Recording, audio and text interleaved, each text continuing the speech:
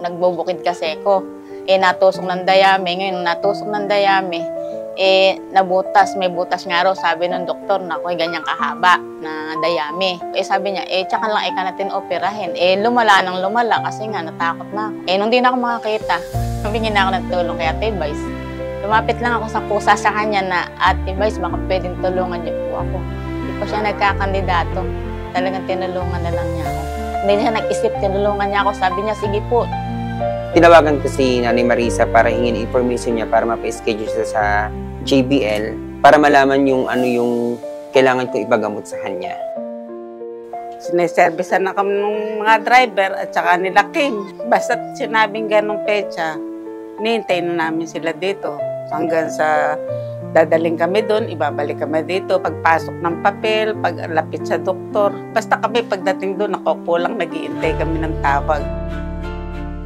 Nakailang check-up kami hanggang sa binigyan siya ng clearance for operation.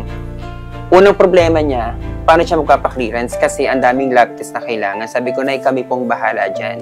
Si Ate Vice pong bahala dyan. Tawag ako kay Ate Vice, Ate Vice, good afternoon po. Tapos na po yung check-up ni Nanay Marisa. Ang problema po ay yung pagpa-clearance. O, walang problema dyan. Sige, magkano ba yan? Wala kaming naging usapin na, uy, ang mahal naman yan. Uy, ang ba't ganyan? Walang ganun. July 15, nag-start na kaming po-operahan na siya doon. Dinala niya ako sa ospital. Kaya ngayon, awa ng Panginoon, yung aking mata, nakakakita na. Kaya ako nagpapasalamat na dito sa mga driver at lalo-lalo na kay Vice. Maraming salamat po sa inyo. Natulungan niyo kapatid ko. May kulang pa ako sa mga bill, siya nag-abono. Kaya nagpapasalamat ako sa kanya ng lubos-lubos.